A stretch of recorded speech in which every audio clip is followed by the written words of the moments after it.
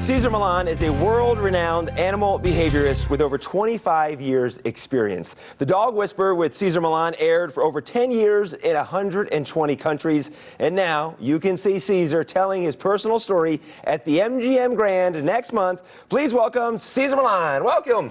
Thank you, man. Thank you so very much. Appreciate it. Thank you, Vegas. When did you know? Yes. At what age did you know you wanted to help animals? When did you discover this gift? When I was 13 years old, I say I want to be the best doctor in the world. That's when it kicked in. I said I wanted to be a vet, but, you know, because I come from a poor background, I couldn't. They have to send me to school.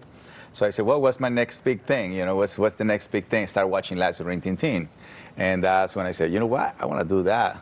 So I have to go to America and learn from the best. I thought I was going to come and learn and then go back home. But then I end up training people and rehabilitating dogs. But I started when I was 13. And you started off in Southern California as a dog walker. Yep, it's a dog walker. Yeah. And you would do like 40-some dogs at a time? I will walk off, 40 dogs off leash. I didn't know it was illegal to walk dogs off leash in America. Off leash too. Off leash, but they're supposed to. I know it's a man law and there's also a natural law, right? So I'm very respectful. I come from a background where animals are free. I grew up hearing my grandfather never work against Mother Nature, always gain their trust, gain their respect, and they're going to give you a beautiful gift called loyalty. So that's what gives you the off leash. Other countries, you see a lot of people with their dogs with no leash, and there's no issues. We've seen here in the States, though, that everyone has to have that leash and holding the dog. There's the liability aspect that people are afraid of, so there's the lawsuits, so that then money becomes a priority instead of relaxation and freedom and calmness. Yeah. When it comes to people and their dogs, is there one just glaring mistake that you always see people make with their dogs? And if so, what is that one mistake we make? Well, listen, it's 5 body motions the animals do every day, and people skip the 3 first. So dogs, when they wake up in the morning, they stretch, and then the next thing they want to do is walk and run. But most people, they want to feed the dog as soon as the dog wake up.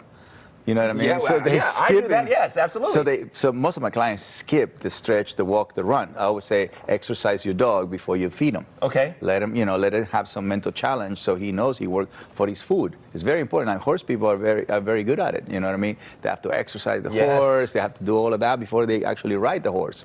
But dog people, they just want to wake up in the morning. Do you want to go pee-pee? You see me? Yeah, I do. I gotta go. You want to eat breakfast? So they create a very excited ritual, and the dog doesn't really drain energy.